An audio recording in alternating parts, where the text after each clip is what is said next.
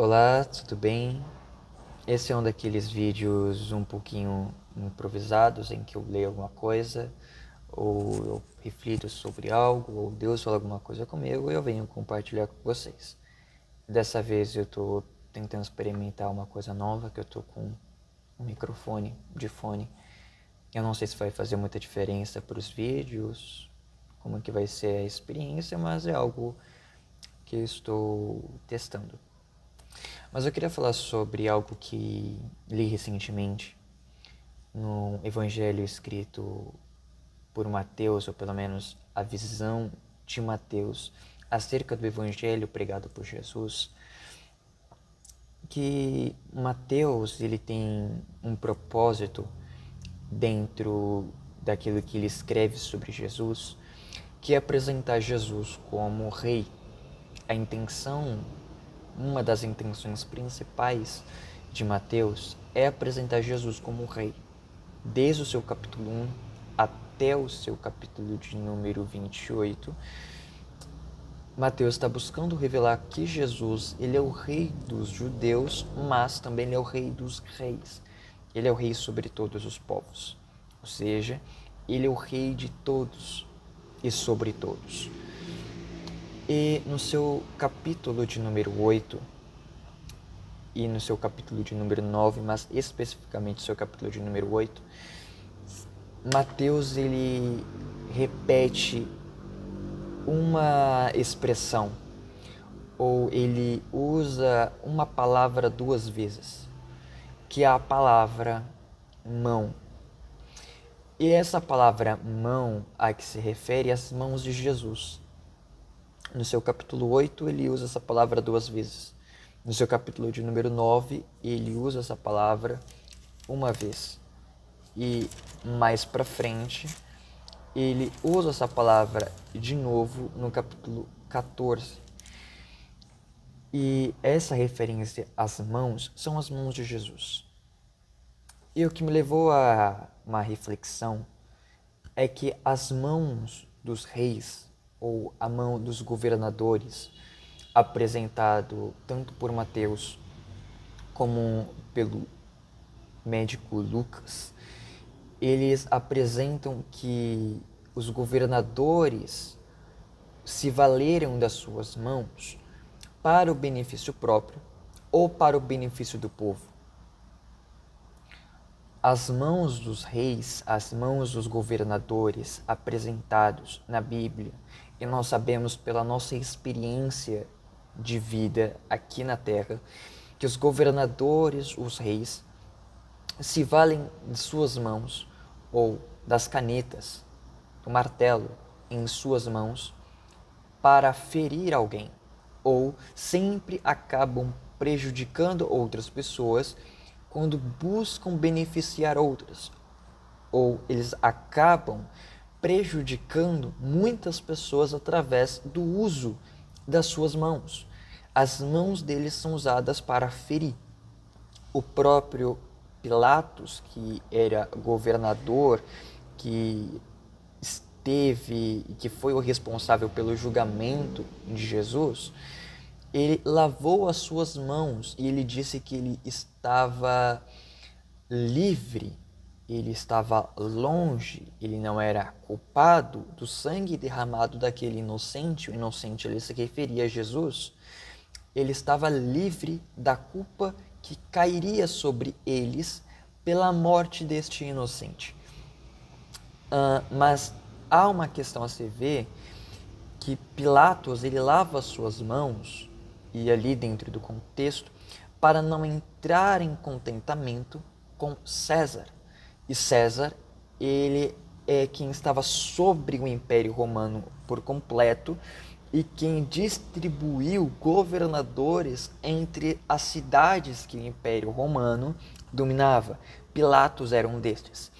Pilatos, indo contrário, dando liberdade, dando vida a alguém que se intitulava ou que era chamado por alguns como rei dos judeus, ele estaria se opondo a César, que é o rei de todos. Ou seja, Pilatos permitindo que Jesus permanecesse vivo, ele estaria entrando em conflito e seria visto como um traidor do Império Romano, pois ele estaria permitindo que um outro rei, um judeu, permanecesse vivo, contrário ao imperador, contra a maior autoridade, que é César. Ou seja, Pilatos lava suas mãos para que ele não seja prejudicado. Pilatos não se importa com a causa de Jesus a ponto dele aceitar ser prejudicado em nome da justiça. Ou seja, para que ele não seja prejudicado, para que ele não seja mal visto, para que ele não seja ferido, ele permite a injustiça, a morte de um inocente. Ou seja, Pilatos, ao lavar as mãos, ele não está se importando com a causa de Jesus. A mesma coisa acontece com Herodes Antipas, em que Pilatos envia Jesus para Herodes, pois Jesus nasceu na região da Galileia, logo quem deve levar esta causa adiante é o governador dali, ou seja, Herodes Antipas. Mas Herodes, ele queria muito ver Jesus. Isso é registrado no Evangelho segundo escreveu Lucas, no seu capítulo de número 23. Mas o que Herodes quer é uma manifestação de milagre. Ele quer ver o poder de Jesus.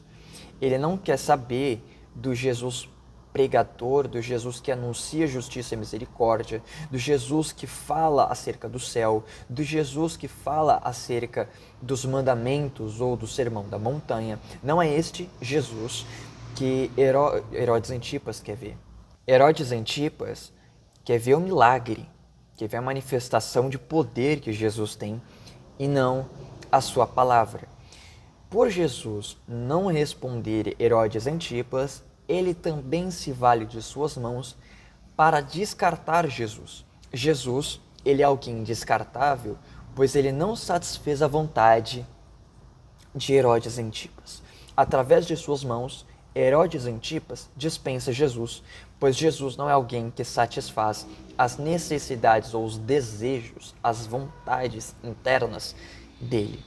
Ou seja, enquanto um imperador, enquanto um governador se afasta da responsabilidade de se comprometer com a causa de Jesus, mesmo que isso o prejudique diante dos homens, ou seja, melhor é ser visto bem pelos homens, mesmo que isto seja transgredir a justiça, mesmo que isso seja transgredir a verdade. O que importa é eu ser visto bem pelos homens, ou seja, eu lavo as minhas mãos. O outro se vale de suas mãos para dispensar Jesus, porque Jesus não satisfaz as necessidades internas dele.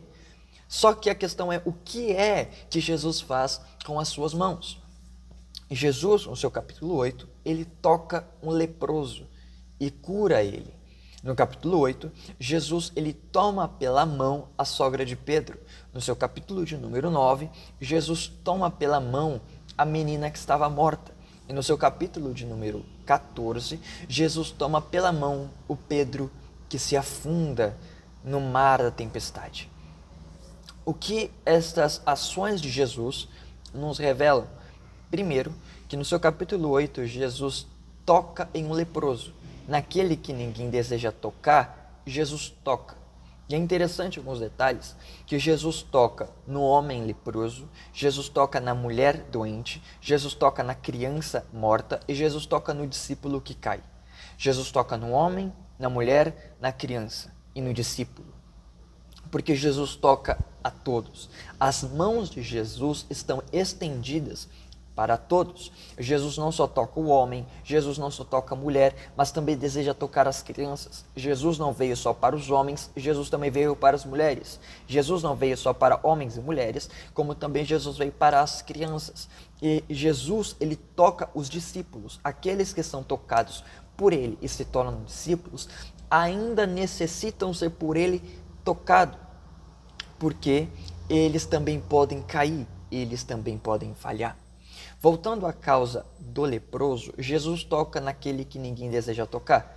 Jesus toca aquele que ninguém toca e Jesus toca naquele que está doente. Ou seja, Jesus tem as suas mãos estendidas para aqueles que são rejeitados socialmente. Jesus toca naqueles que são pelos homens abandonados. Jesus toca estes. As mãos de Jesus estão estendidas para estes. E o que acontece quando Jesus toca este leproso? Há uma notícia, há um testemunho público. As pessoas sabem que um homem chamado Jesus, um homem que estava pregando um sermão em uma montanha, tocou ele. A mensagem de que ele foi tocado por Jesus se torna pública.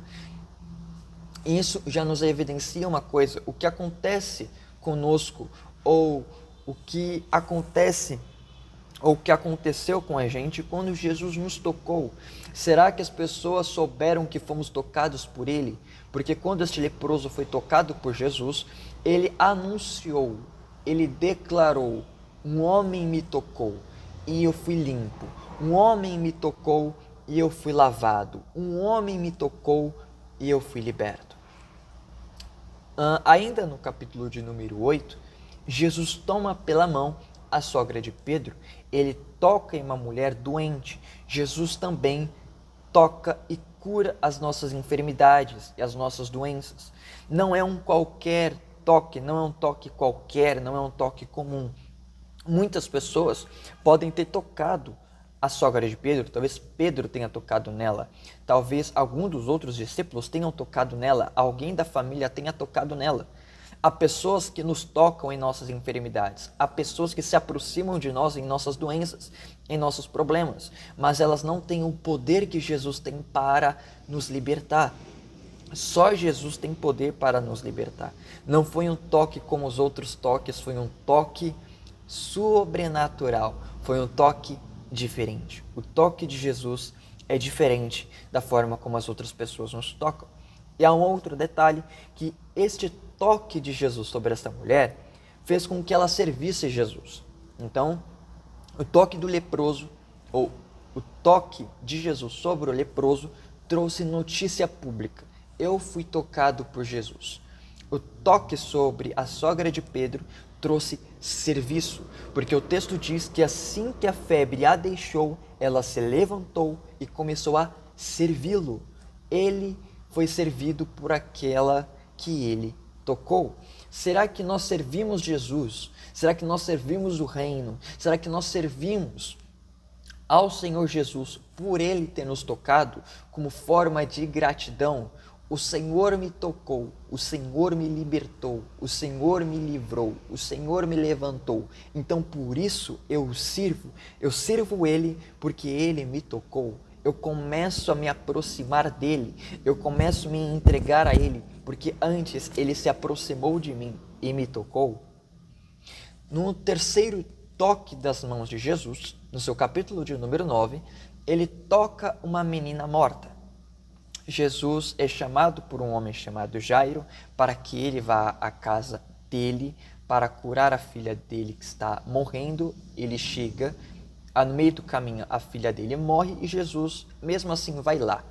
E ele toca nessa menina e pede e manda que ela se levante.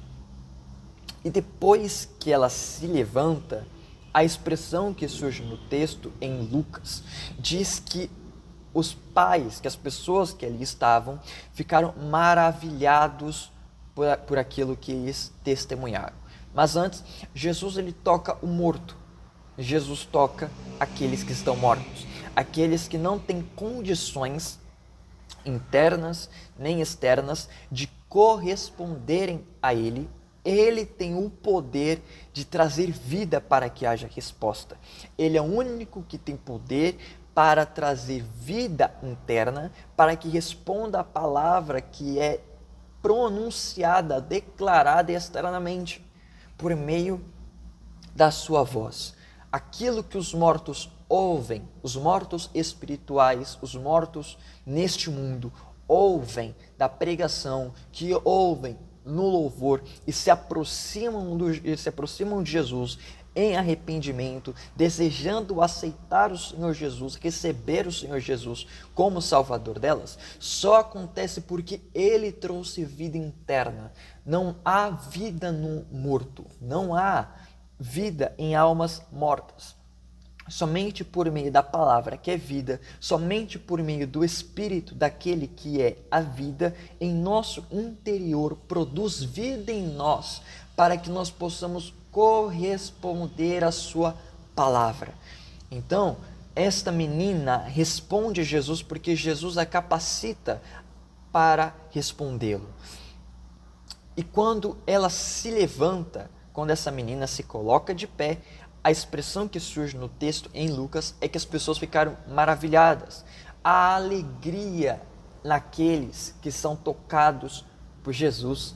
Você se alegra? Será que nós ficamos felizes por termos sido tocados, alcançados pelas mãos de Jesus? Será que nos alegramos diariamente no culto ou declaramos com alegria que fomos tocados por Ele e Ele nos trouxe de volta para a vida plena em comunhão com Ele?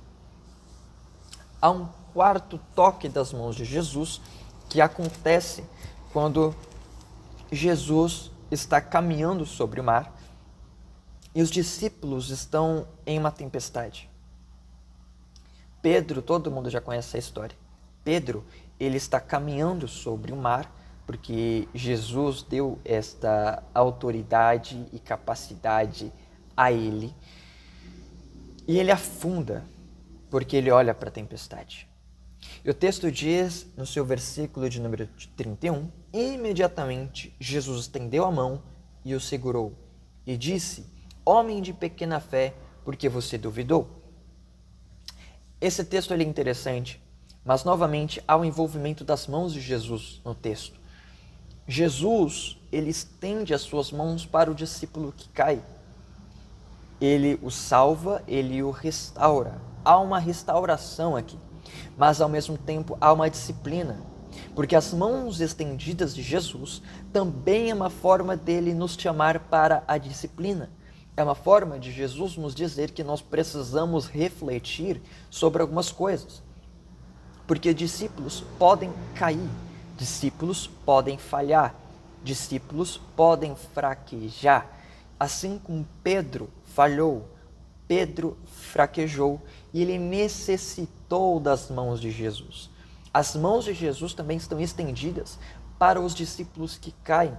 Eu posso cair, eu posso falhar, tanto pelo medo quanto pelo pecado, tanto pela falha de posicionamento quanto pela questão da carne. As mãos de Jesus estão estendidas para nos levantar e nos dizer por que nós duvidamos, por que nós falhamos, por que nós caímos, porque as mãos de Jesus também são levadas, estendidas a nós, para que a gente reflita sobre o nosso caminho. No final dos dias de Jesus na terra, enquanto homem em seu ministério, Jesus teve as suas duas mãos estendidas, uma para a direita e outra para a esquerda. Crucificaram, prenderam, estenderam as mãos de Jesus. E as mãos dele permaneceram estendidas mesmo sangrando. Mesmo sangrando, as mãos de Jesus permaneceram estendidas. Buscaram prender as mãos dele para que ele a ninguém mais tocasse.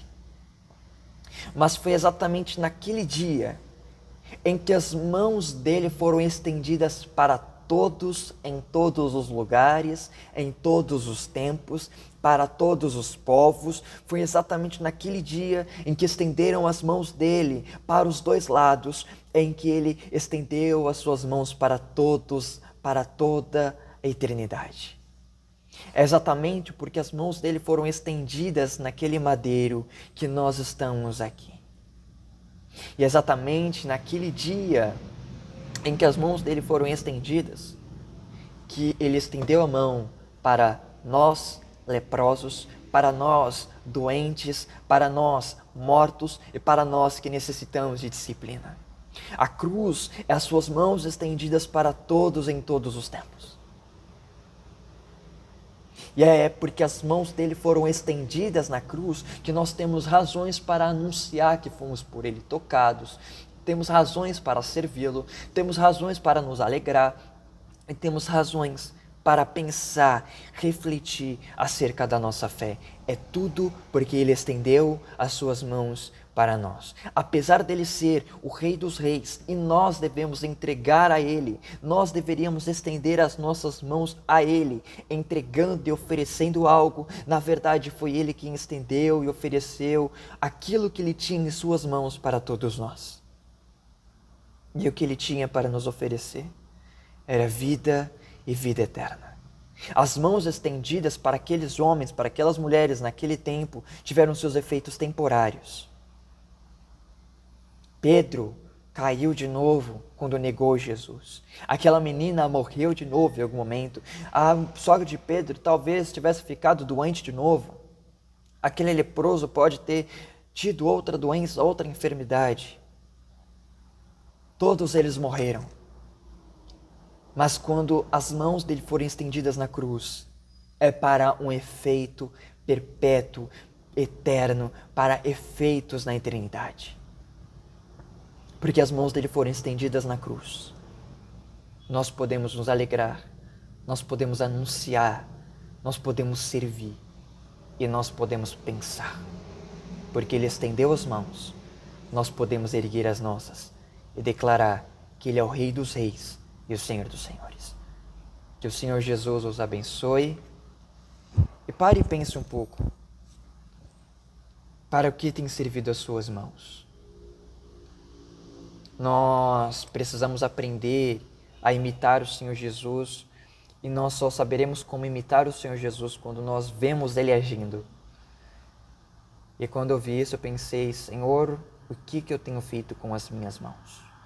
Será que as minhas mãos têm servido para ferir alguém? Será que eu tenho usado as minhas mãos para me afastar do compromisso do reino?